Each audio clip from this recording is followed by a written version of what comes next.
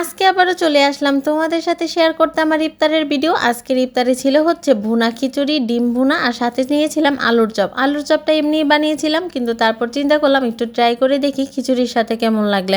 Try করলাম, প্রথমে খিচুড়িটা একটু খালিই খেলাম। রোজা রেখেছিলাম, খিচুড়িতে একটু লবণ কম হয়েছিল, ব্যাপার না, কারণ রোজা রেখে না অতটা আন্দাজ করতে পারি নাই।